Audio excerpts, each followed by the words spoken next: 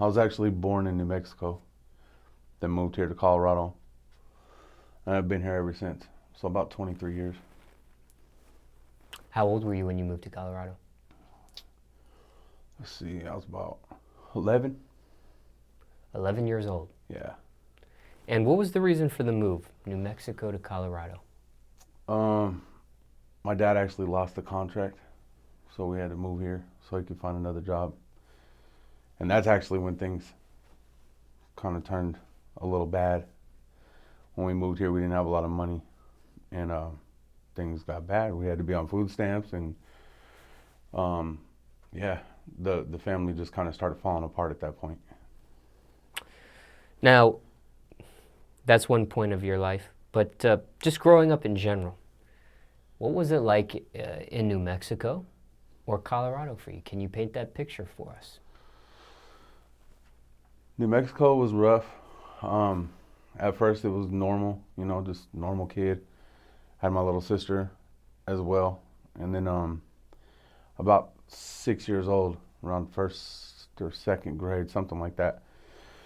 I was abused, and I'm not gonna say whether it was by a woman or a man, but it pretty much broke my spirit, broke everything,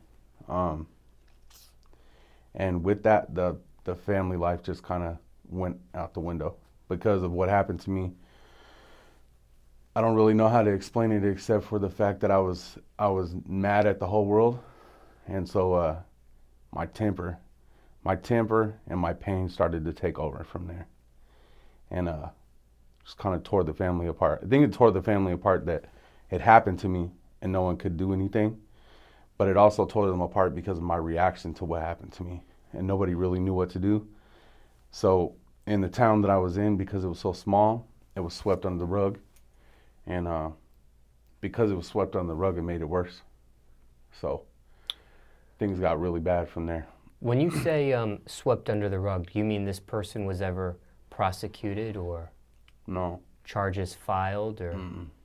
No. Why Matter of fact, to make it worse, I lived in a small town, so everybody kind of knew what everybody was doing. Everyone knew each other.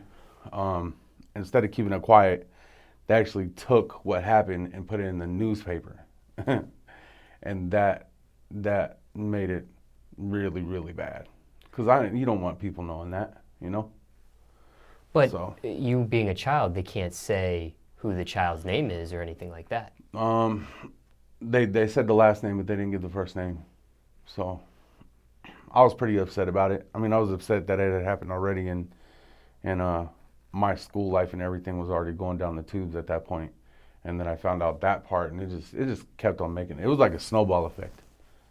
6 years old, you don't really understand what's going on, why someone would do that, and then you're just frustrated, and it's a lot of pain, man, a lot of hurt. If this was in the newspaper, why wasn't this person prosecuted? That person was underage as well, Oh. so yeah. You didn't state if it was a man or a woman. Was this another family member? No, not that abuse was not a family member. No.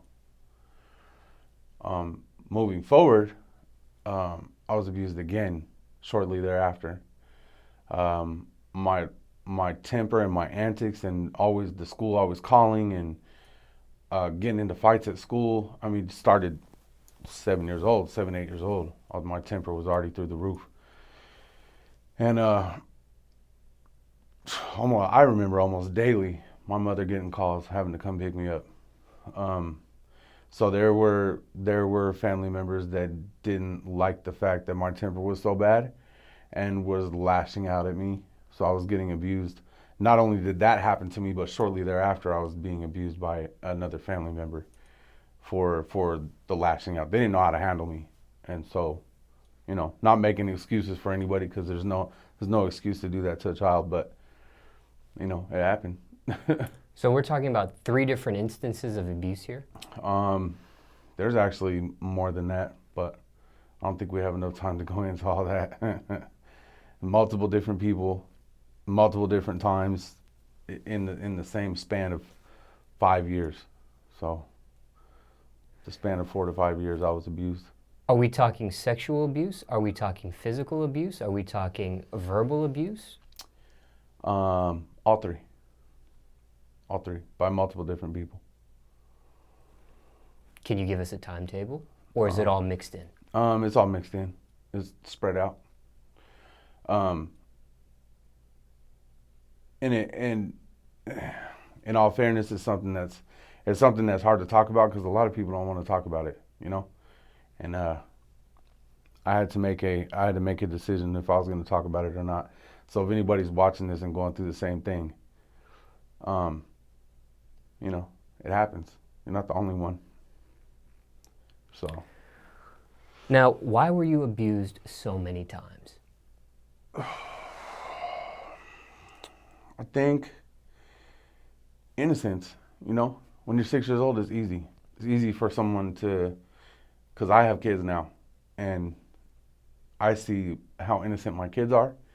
And so I think all the time, like, it would be, if I didn't teach my kids, because now I know what to teach my kids, but if I didn't teach my kids, the same thing could easily happen to my kids. If they don't know what that is or they don't understand it, you know, it's just the innocence of it. I think that other people are victims, and then they turn around and they victimize other people. Everyone, in my opinion, as far as I can see, has always starts out as a victim, and then they go out and re-victim or victimize someone else, you know, and the cycle continues. Why? I think it's lack of understanding. I think it's lack of having any kind of platform to come out and talk about it, especially sexual abuse. That's not something that's very taboo, you know. So nobody wants to talk about that and put that out there because it's embarrassing, you know. Like I just said, I had to really think about what I was gonna say, but I feel like if I keep my mouth shut, who am I helping? If I keep my mouth shut, you know? So. Now, do you have other siblings? I do. I have a younger sister. Was she a victim of any of these type of abuses that you experienced? No, but she watched it. And it upset her too, because she watched me go through it. I kind of got the shit end of the stick, you know. It was always me that was going through all the shit, and my sister had to sit there and watch, you know. And there was nothing she could do. She was younger than me, so it was a when you start. So when you're 6 years old like that, and that abuse begins, you don't even get a fair fighting chance. You know what I mean? How can you get any kind of fair chance at life when, like, 6 years old is a pivotal moment. That's when you learn things. That's when you learn what love is. That's when you start to kind of figure the world out. And when that gets scathed like it did, it puts you in a dark spot. For years I spent hating the whole world. All I wanted to do was lash out at everybody. I hated everybody. Anybody that I could hurt. And then I'm not talking about like forwarding what happened to me, but, you know, hurting as far as getting into fights and gangbanging, and, you know, I was always trying to project my pain on somebody else, and the way for me to do that was my temper, my explosive temper that I had, you know. That was how I got it out. Now, maybe if this didn't happen to you at 6 years old, these things you just mentioned, like gangbanging, lashing out, physical fights, this may never have been a part of your life had you gone through that abuse. It wouldn't have. Because, you know. Not giving that an excuse for those things to happen. No, right. But that was, I guess, a prerequisite for these things to very much happen. So. Yeah, very much so. You know, I see my son now because my son is coming up on 3. And he reminds me a lot of me before the abuse happened. Because I've seen pictures of myself, and I kind of remember glimpses of how I was back then. And man, I pray every day that he never ever has to go through nothing like that, because it's heartbreaking, you know. Once you lose that innocence, you kind of, I can't even explain it. It's like someone cramming you into a dark room with a bunch of demons and making you stay there and figure it out on your own. I had nobody there with me. I had to figure it all out. And everybody that should have been there turned their back on me. Or they abused me too. We're talking family members. Yep. Yep. What should be support Right. was the opposite. So now you're dealing with pain, loss of innocence. And then when you turn to these people and want their help, they push you away too. And not only do they push you away, but they hurt you as well. So who really do you have after that? What about teachers? What about guidance counselors? What about some sort of higher level of authority? The teachers, the only thing that the teachers always told me was that I was going to be a failure, that I wasn't going to amount to anything. I had an administrative higher up one time tell me I had gotten expelled. And this was, expulsion for me was like all the time. And went in the office one day and he actually looked at my mother and told my mother, your son is never going to make it through school. He's never going to amount to anything. And so, it was just one thing after another. You have no, if you spoon feed someone negativity all the time and never give them any positivity, how are you ever supposed to break that cycle and try to do something different, And that's what it was. I think out of all the teachers that I had, let's say in maybe a 10-year span, right? From the time that I was abused, which was about, I think it was second grade, don't quote me, but second grade until 12th grade. So 10 years. In the span of 10 years, I had 2 teachers that supported me, 2 teachers that believed in me.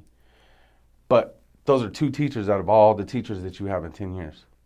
And out of those 2 teachers, other than those 2 teachers, everybody else said I was going to fail. These are public school teachers. Public school teachers, yeah.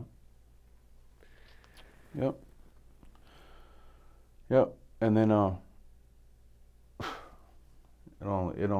only got worse from there. This sounds pretty bad already. Yeah. How can it get worse from here? After the blacking out tempers and the explosive temper and the hurting people and doing everything that I was doing, the gangbanging didn't come till later, but the temper got so bad and the blackouts got so bad that when I was in middle school, the cops actually got called to the middle school to detain me because I was so out of control. I don't even remember what happened that day other than what people told me because I had blacked out. Took nothing. Once again, I was being abused. On top, the abuse was continued at this point, so it was still happening. Not the sexual abuse, but the physical abuse by the family member. And so, what I remember from that day, the one that I remember where the cops had to be called, a kid said something to me. He was actually a friend of mine. I snapped, started throwing chairs around, was chasing him around the room, and actually picked up a chair and slung it at the teacher and broke the chalkboard. And the teacher ran out of the classroom, locked the door with me and the other kid in there. And security couldn't do anything because I was blocking the door with chairs. So the police had to come. This is at 11 years old, 11, 12 years old. They had to come, and that was the breaking point. And that's when I got put into the institution. And I was put into the institution at 11. And it was a psychiatric institution because they don't really, they didn't have a lockup to put me in. I was too young. So that was the only answer they had. And when they put you in there, they treat you like an animal. You lose it like that, you black out. There's really no therapy. There's a doctor that comes in and asks you if the medication that you're on is working for you this week. How do you feel? Do you feel like it's working or do you feel like it's not working? Do you feel like you're going to lose your temper? And they adjust your dose and they send you back back to your unit, wherever your unit is. And they come back and they leather strap you back up and they walk you back to your unit. And if you flip out or you black out, they put you into a room with padded walls. I know it sounds funny, but they really do have those. That's real. Yeah, they put you in there with the padded walls, or they put you into the room with padded walls, and there's a bed in the center. It's a straight bed, flat, with two arm things that go out. It almost looks like a lethal injection bed. And if you're really out of control, they strap you down to that. And the main medication that they were giving me at that point, because I was so out of control, because no one was helping me, I wasn't talking to anybody, was Thorazine. And Thorazine is actually a tranquilizer. And I remember multiple times the doctor coming in and saying, I'm strapped down to the bed and can't get up. And the doctor's coming in there and saying, you are either going to take this pill, and he had it in a little pill cup, and he said, either you're going to take this pill in this pill cup, or you're going to take a needle in your ass. And I basically told him, fuck you, and spit in his face. And next thing I know, I felt a sting, and he shoved the needle in my ass, put me to sleep. Just like a fucking dog. Treat you just like a dog. Drag you down there, tie you up to a bed, stab you with a fucking needle, and make you go to sleep. And I'd be out for 2 hours, lights out. And this is 11 years old, just a child. Now, you did move from New Mexico to Colorado. Correct. Around this age, I think, if I'm not mistaken. I think you said 10 or 11 or somewhere of that. Yeah, it happened pretty quickly after we got here. It happened. So it was right in the same time frame. In the span of about, man, we got here. Yeah, we got here when actually, you know what? I'm sorry. I apologize.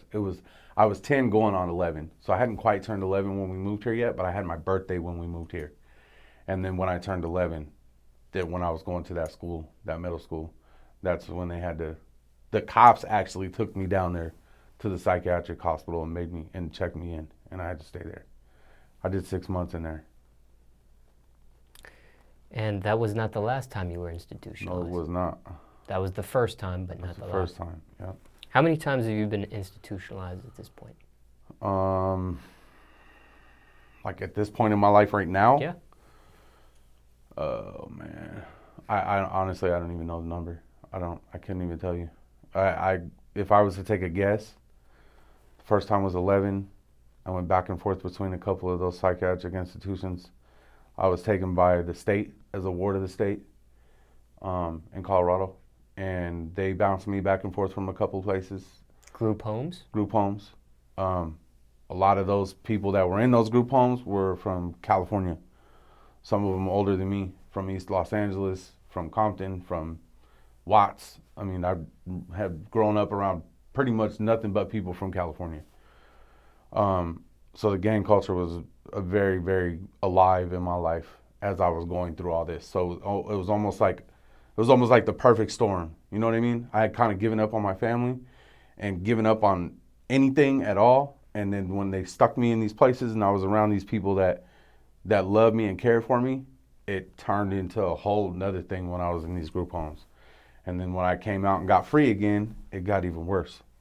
So I would say some of them were group homes, some were institutions, but if we're going to put them all into one box, I would say, and jail too. I don't want to forget about jail, because after 18, I went to jail too. Never went to prison, but I went to jail a bunch of times.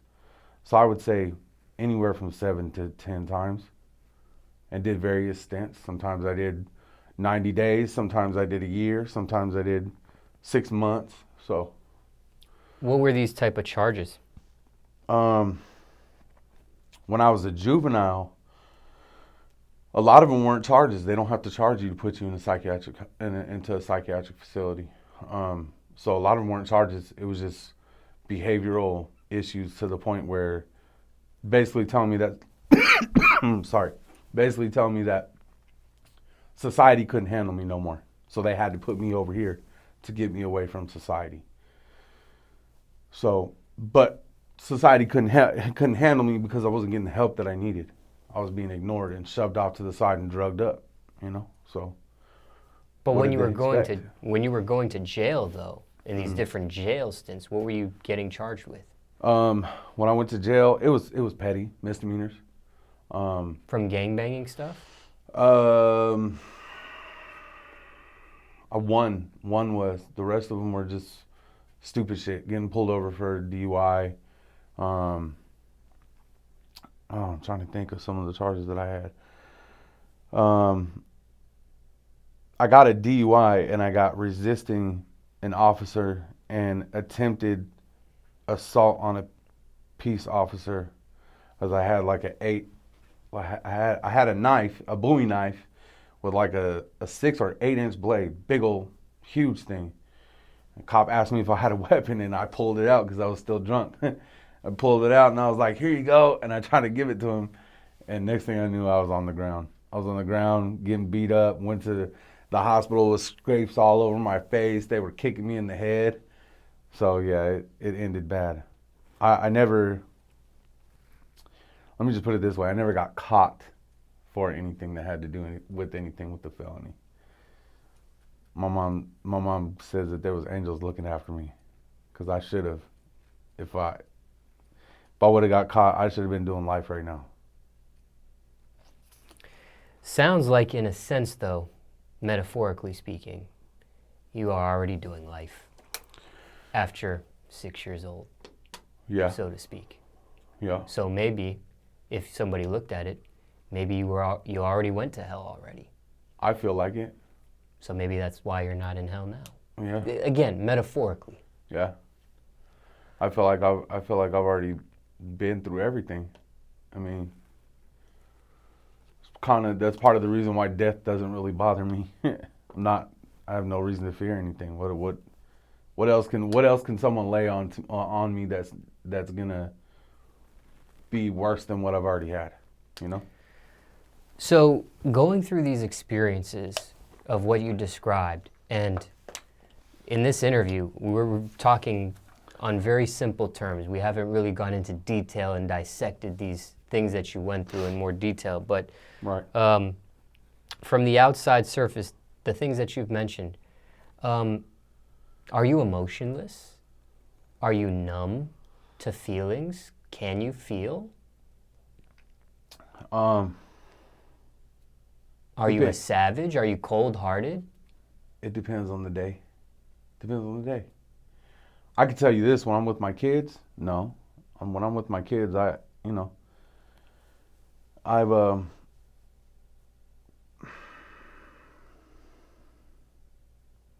I think it depends on the situation, and it depends on the day. It depends on how I feel that day. It depends on, I may have a situation one day that is minute and small and will set me off, and I'll be ready to snap and do something stupid and go to jail. And then the next day, that same situation might happen, and I might just let it run off my back and walk away and not even care. It really, honestly, it depends. It depends on the day. It depends on what I'm going through. But I'll tell you right now, my kids are what keeps me with a good head on my shoulders. And I wouldn't say I'm emotionless. No, I've I've had my kids come up to me and not cry over boo-boos, but cry over big things. Because there's a lot of things going on in my life right now. And I've cried with my kids. My daughter comes up to me crying. Of course I'm gonna cry, especially if she's hurt. So my pain still continues. With the institutionalized issues of your life, is that over with? Yes. That's ceased? Yep. I've been out of the system 10 years now. Oh. 10 years, going on 11. How did that stop? How did that, just chill out? Actually, I have a story for that.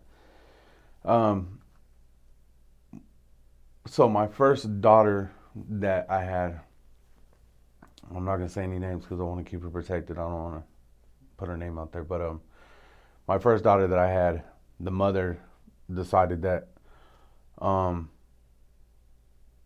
for whatever reason, that I was a danger to my daughter, which I wasn't. I never put her in harm's way. I never hurt her, or did anything to her. But because I was in so much trouble, and because I was hanging around with people that probably weren't that good, she was scared, and I think she went too far. But she took her and left and went and married someone else, and she was gone. I missed out on 7 years of her life, and that's when the alcohol came in. The alcohol became like a numbing thing. And actually, the very first time I ever drank, I tried to commit suicide off of alcohol, Bacardi 151. And I just slammed the entire bottle, and I don't know how I woke up the next morning, but I did. And I wanted to die. I didn't want to be here no more. I lost a part of me. So, my daughter, she, now I forgot where I'm going with this. You were in the alcoholism, Yep, suicide. yep. And you were asking me about. I was asking how the institutionalized stuff stopped. Oh, yeah. Okay. So, so my daughter, she got taken from me. I went through the whole alcohol stint, and I caught another charge. It was something stupid. I ended up going to jail for like, I think I did like 6 months, and some of it was work release. When I went in front of a judge, the judge told me that she was tired of seeing me, even though they were just misdemeanors, and told me that if I come into her courtroom again, that she was going to make sure that I did not a day less than 4 years in the state penitentiary. That was a wake up call for me, because not only did I lose my first daughter, but I had another daughter on the way, and I didn't want to miss out on that. So I remember walking out of the courthouse that day. The judge had released me off of my probation, is what that hearing was for. And she said, if I see you in here again for anything other than a traffic ticket, I'll make sure you do 4 years. So I walked out. I remember walking out of the courthouse and lighting a cigarette. And I thought to myself, I was like, at some point, this has got to stop. I got to stop doing this. Because there's, you can sit here and you can blame your entire life on someone else, and you can blame all your wrongdoings on things that happen to you. But at some point in time, you have to take responsibility for what you're doing. There's a point in time where you know better, and you got to say, okay, this is enough. And that was my point, where I said this was enough, and I started to get my life in order. It wasn't easy, was not easy, and I made a lot of mistakes after that, and I did a lot of things that probably should have put me right back in the system again. Could have gave me life, could have gave me 20, 30 years, but I had someone looking out for me. I don't know how, I don't know why, but I didn't get caught for it, and I did get my shit together. And I'm still here to talk about it, and some people that I know are not here to talk about it no more. So. With the alcoholism, has that surpassed? I still drink every once in a while. I try to keep it to a minimum, but like I said, even right now, as I sit here right now, I'm going through some major shit yet again. So it's been hard to stay away from the liquor. I don't do it to the point of where I black out or get myself in trouble, but it's just enough just to take the edge off, so I don't have to feel what's going on in my life right now, But it was way worse. Yes, I used to drink every day, to the point where they put me in the hospital because I had gotten so sick from drinking. Yeah. Or times where I would black out and have issues like waking up. I couldn't even wake up because I was so drunk. So, yeah. How did it lessen for you? That was all self-discipline or self-ceasing? Now we're getting to my son. So, all of my kids are girls except for one, my little boy. And I kind of told you how I grew up and things that happened to me. So when I found out that I was going to have a boy, I wanted to make it different for him. I didn't want him to see me as a drunk. I didn't want him to see me as a loser, gangbanger. I didn't want him to see that side. So I shaped up, and before he was born. Then when he was born, we almost lost him. He almost died in the hospital when he was born. How? Watching him on that table and having air pumped into his lungs for him, that was a huge eye opener. not only was it an eye-opener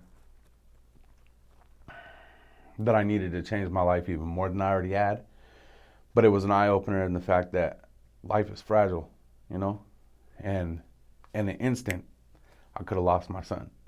And I remember thinking, this is my fault. It's karma because of everything I did. And it made me make a lot of changes. I mean, your son, he was born premature or something? That's why he had to have the tube, or something happened? So he was born premature, but he wasn't like super small like you would think when a preemie's born. Mm-hmm. He was actually missing his thyroid. And if you know anything about thyroid controls everything. And so they couldn't figure out what was wrong with him because they hadn't done the newborn screening yet. And he wasn't eating. He didn't look right. His tongue was too big for his mouth, so it was hanging out of his mouth. He wasn't breathing correctly when he came out. He was turning purple. I mean, this is supposed to be a day when you're supposed to be happy, you know? Like, oh, my son's coming today. And then I'll never forget it. They took him out. They put him on the thing. They started pumping air into his lungs and started wrapping bandages around my son's face. I couldn't hold him. I couldn't touch him. Couldn't kiss him. Couldn't do anything. And they rushed him out of the room. And I'm not too much of a man to say that I fell apart when they did that, because I didn't know what was going on. I didn't understand. And then he spent, I think it was either a month or a little over a month in the NICU. And I remember going there every single day after work to hoping that he was going to make it to the next day. I mean, it was day by day. It went from being minute by minute to hour by hour to day by day. And I'd get straight off of work and I'd go straight to the hospital and I'd go see my son. And I remember promising him when he was in there, I was like, if you pull through, I promise that Daddy will change everything I'm doing. I'll stop drinking. I'll take care of myself. I want to be here. I want to see you grow up. And so I've kept pretty tight with that promise to my kid. So, yeah. How premature was he born? It was a month. Actually, I'm sorry. It was a week. It was either 5 or 6 days early. That's why I said he wasn't real small. He wasn't like preemie, what most people think about. But he didn't go to his full date, is what it was. So they considered him a preemie, even though he was like 5 pounds, 10 ounces. So he recovered. He did. He's doing good now, but he has to be on medication every day for the rest of his life. Because of the thyroid situation? Yep. And if they wouldn't have done the screening and found out what he had in time, they said we had 2 weeks and it would have been irreparable damage, where he would have had, he could have had cerebral palsy, he could have had, or cerebral palsy, he could have had all kinds of malfunctions, man, strokes, heart attacks.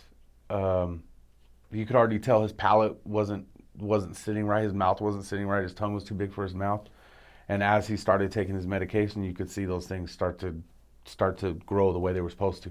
And it was a hard thing. It was a hard thing to go through. When we brought him home, he was on oxygen, and me and my son are extremely clean. He goes everywhere I go, because when we finally brought him home, he slept every day with me.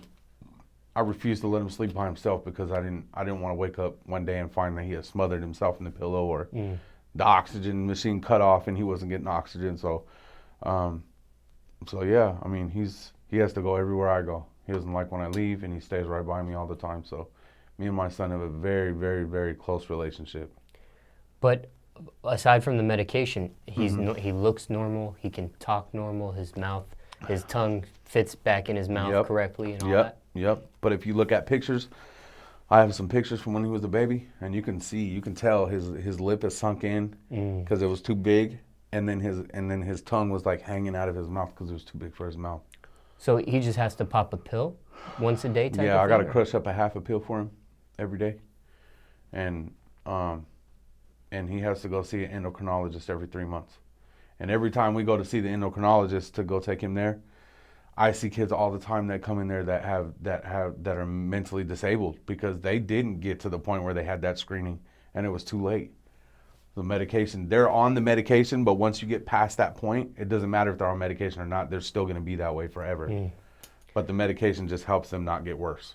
So This screening that you're talking about, whose judgment call was that to make? Was that a doctor that said, let's do this, this is important? Yeah. Or is this like a choice they offered you, like, hey, we can do it, this could happen, or if we don't do it, this could happen? Yeah. I mean, they gave us a choice, but it's something that I think they're trying to make the norm now. Oh, so like a within the requirement. first 2 weeks when the baby's born, they want to do that screening to make sure that nothing's wrong, and if there is, they can catch it.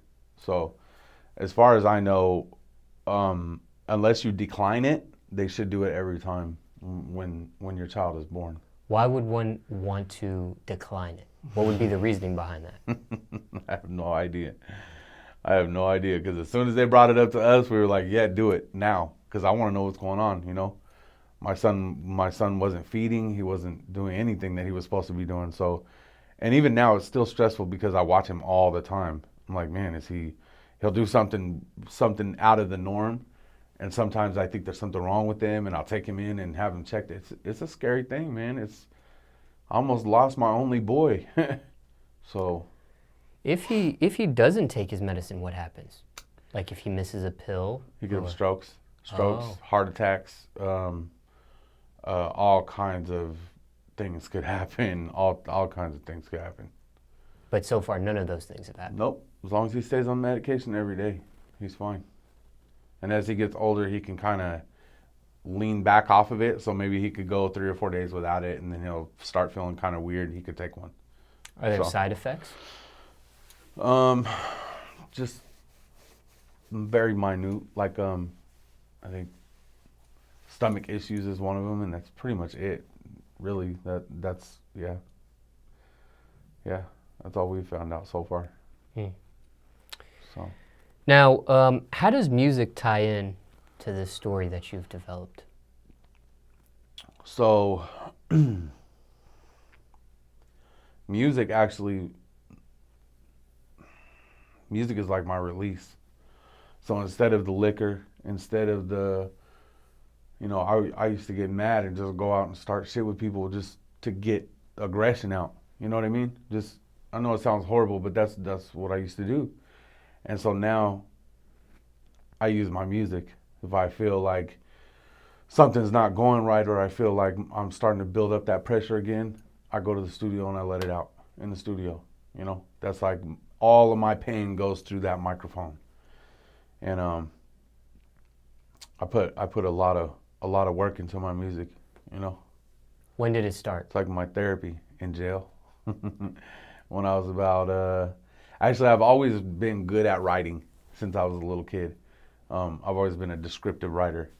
And so as I grew up, it went from writings to poems to when I was in jail, the first time I got locked up, it was tapping on the desk and making the poems rhyme and then messing with words and moving things around, and it just started to become a thing.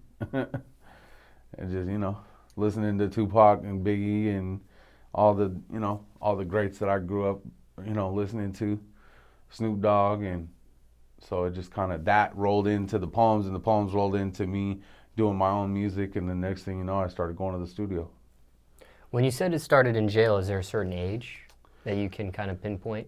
Because you went to jail a couple times, so I don't know if this was like towards the end of your last jail stint or maybe towards the beginning. Actually, if you really want to be technical, when I was under 18, when I was in one of my group homes, there was another person that was locked up in there with me. And me and him used to go back and forth, kind of like, not really battling, but just kind of bouncing words off of each other and doing our own little thing. So actually, it started before that. It started at like 15, 16. But it didn't become like, go to the studio, write it to a beat, and do all that until, I would say probably 19 or 20. So. And what age was it taken serious as a career choice? Now. Well, I actually used to do it with a group, with a label, and I took it serious then too. We all took it serious, but I had to take a break, and I needed to get away, and I needed to. I was my daughter was coming, and life got too busy to be able to do that anymore, and I noticed that every single time I leave music, I always come back to it. I can never stay away from it. And anybody that's ever heard my music has always said that I was talented and know how to kind of like, I do more of like storytelling. So I tell about things that are going on in my life. And so yeah, I was always told that I was real talented and I shouldn't give up on it. And so I went back to it. And now I take it serious as a business as far as putting money into it and have a business name and all that stuff to it now. So You've rapped about all these different things in your life, from the abuse to the institutionalizations to the gang banging to the having children, alcoholism, suicide. It's yeah, the suicide. Matter of fact, I just dropped a video about a week ago, and there's actually a clip in there of me with a pistol talking about suicide. Suicide was something that, when you going through that much dark stuff and you feel like you don't have anybody else, there was a time where even my closest family, my parents, we weren't even talking, and my sister wasn't talking to me. I was living in my car. I was homeless on the street. I was homeless all the way through the winter time, so I was having to run my car for 30 minutes to stay warm it up, get it nice and hot in there, lay down in the back seat, wake up 2 hours later, freezing. And it got to the point where I just didn't want to do it. No, I got tired. I got tired of fighting. I got tired of fighting. I got tired of going to jail. I got tired of losing everything and starting over again. I got tired. When I lost my daughter, that was when, and I was living in a 79 Cadillac, a 4-door white Cadillac, old school. And my daughter got taken from me. I was an alcoholic. My family didn't want nothing to do with me. I had just gotten out of jail, barely got my car out because that's where I was living, was in my car.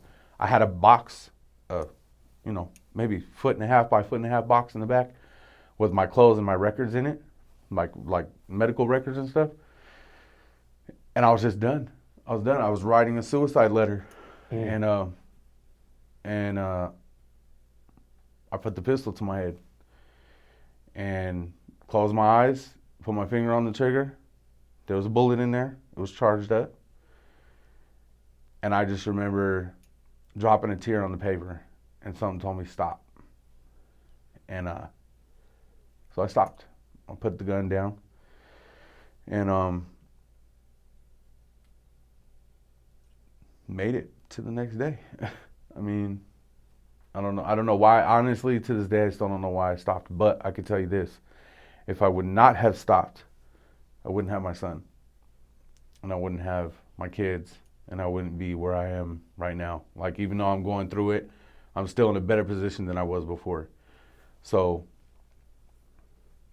sometimes I don't even know how I stay so optimistic. And even my own mother asked me, she was like, knowing everything about you, I don't know how you stay this positive about your life. I mean, just with the abuse, there's people that have offed themselves from that. Right. Being homeless, I'm sure there's people that have offed themselves from that. Gang banging. 6 years. Gang banging can lead to death. Yeah. Institutionalized, that can lead to people going crazy and offing themselves, whether it's the psychiatric part or being in jail so many times, or maybe something bad happening in jail. You can get in a physical altercation with another inmate. Yep. And you can lose your life that way. Yep. So, I mean, you've had several situations that could have led to suicide. My demise. Mm-hmm. Yeah. And you still have, you're still standing. So when I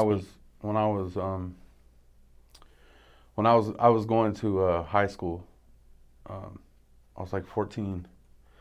And this is when I started like actually hanging a bandana out of my pocket, and would ditch school to go to the corner to go throw up gang signs at the cars passing by, just to get a reaction out of somebody, just to fight, just to whatever. And I wasn't I mean, I guess I thought about what if someone pulls out a gun and shoots me, but I didn't care. If I was already ready to kill myself, then why would I care if somebody else did it? If you don't have any quality of life and you don't value your life, then, you know, why would anybody else value your life? And vice versa, you know what I mean? And I remember the other side. I'm not going to get into colors and all that, but the other side, the people that I had issues with, went to the same school as me, and I went down to down to where everybody used to go smoke. We used to go smoke weed down in the ditch. I think everybody probably did that, in a tunnel. And so I went down in the tunnel by myself, which was my first mistake. I should have brought at least a homeboy with me or something. And I went down in this ditch, which actually kind of like not belonged to them, but this was their hangout spot. And I went there anyway. And I didn't really care. So I went down there and I started smoking. And as I'm coming out, I see in the tunnel next to the one that I was in, they're all in there. There's like 5 of them. And so I tried to just, you know, I was outnumbered. So I was like, all right, I'm just going to try to walk by, hope they don't notice me and get back to school, you know? And because I was crazy, not that stupid. So I tried to walk back and get back to school, and all of a sudden I hear, hey! And I turn around. Next thing I know, I turn around and get a fist to the face. Bow! Drop me, and they all start kicking me, beating me. And one of them takes a red brick, you know, just standard red brick, and throws it at me the first time, tries to smash my head with it. Boom! And he misses me. It hits the asphalt and cracks into 2 pieces. So he picks up another piece and he goes like this, and he's just about to throw it at me. And some lady from the apartment complex behind us yells out the window, and he goes like this. And when he went to go throw it, he missed my head again. Oh. And I was bloodied up. I could barely get up. I mean, they were kicking me in the head, stomping on my head. And if he would have hit me with that brick, I probably would have died the way he was throwing it. And the lady stopped it, and they ran away, took off, because she said she was going to call the cops. And she tried to come out. She helped me up, and I went back to school.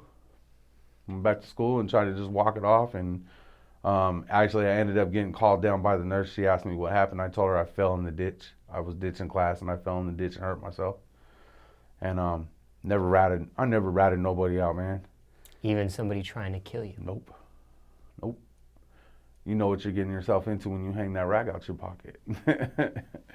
You hang that rag out your pocket, and that's when you know what you sign up for, you know? I knew what I was signing up for. I knew what I was doing. I knew I could have died. I knew that something could have happened to me. So what do I look like turning around and snitching on somebody when I'm the one that signed that, you know?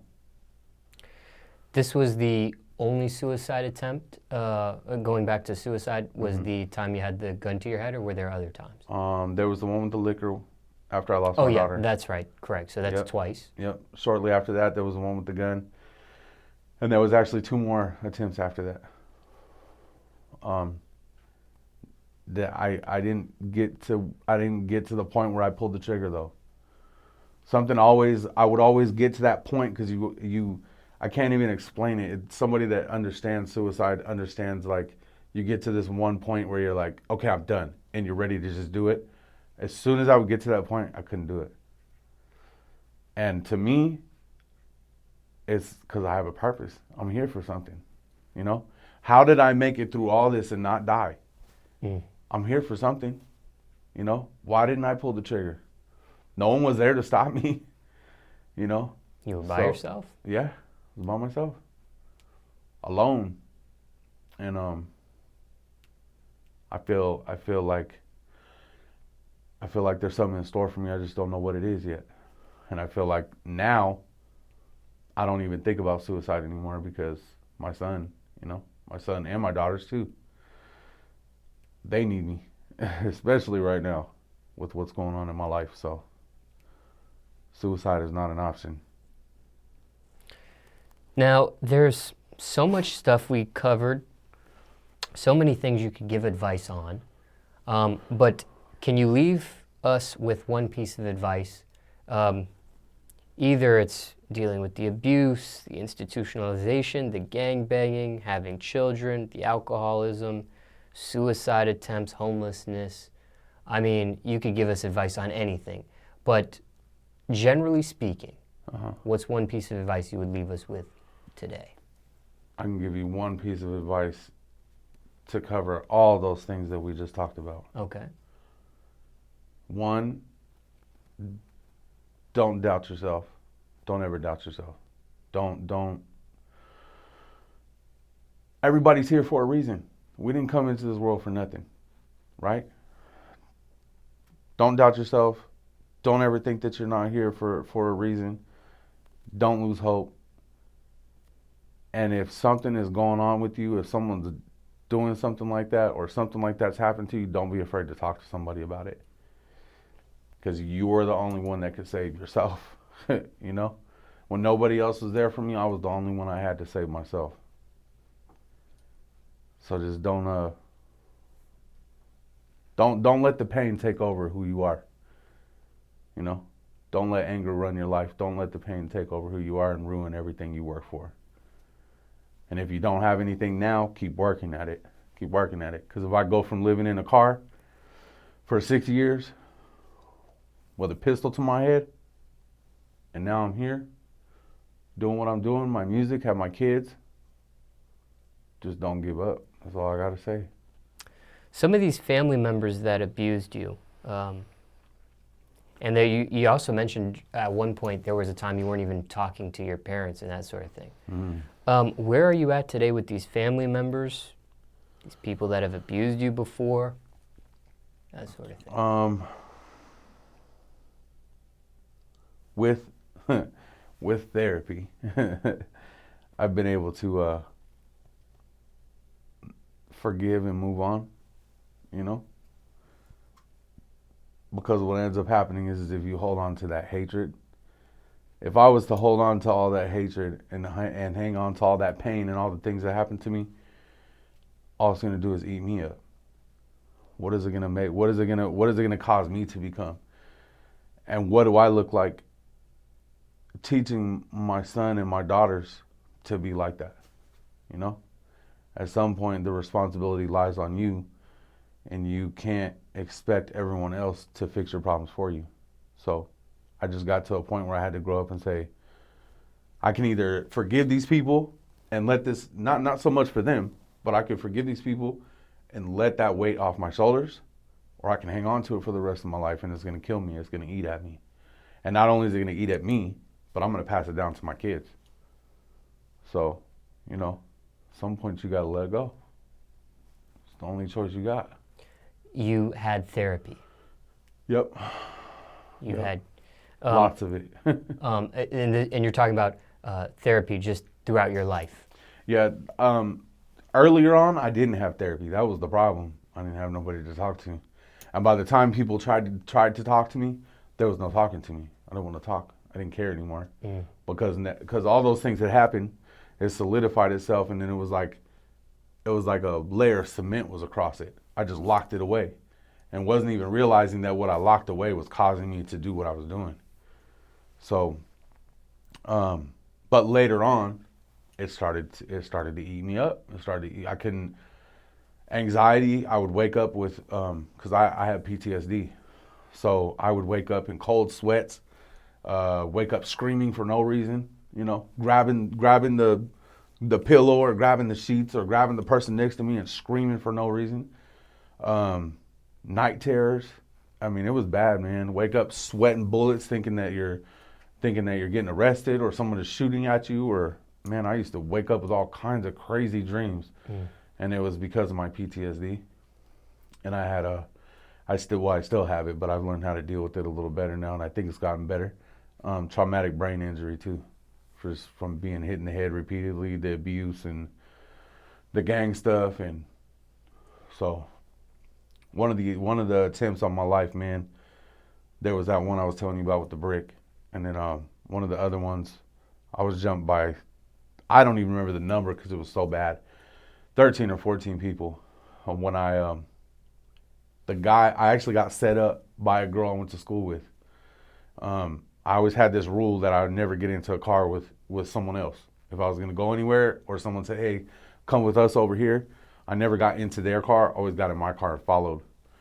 And one night I made a stupid mistake, and I thought that this girl, I knew her from school. I thought we were cool. I didn't think there was any issues.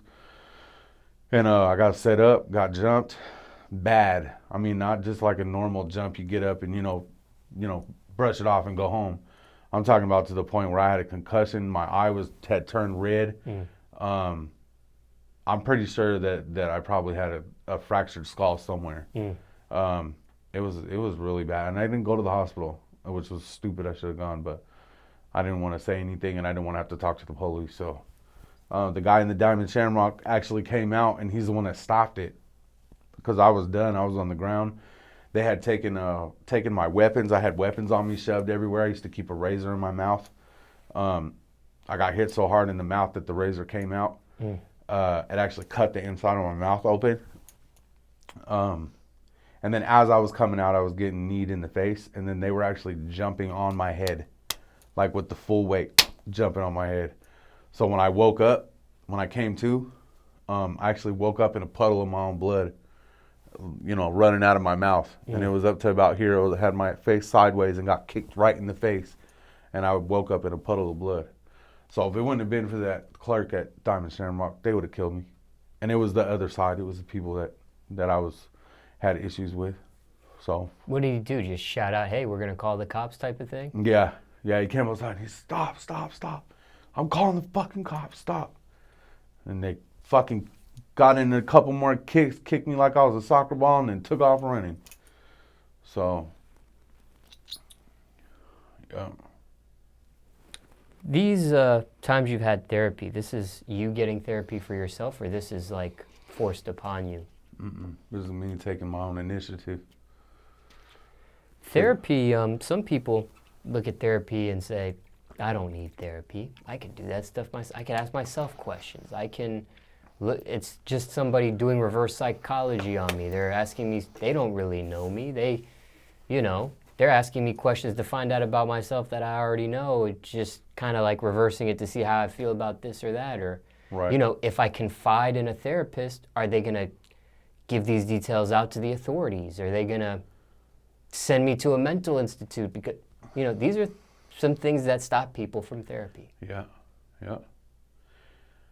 You, the other person, okay, so like me, I had to get to a point where I was like, look, my temper was so out of control that it took nothing.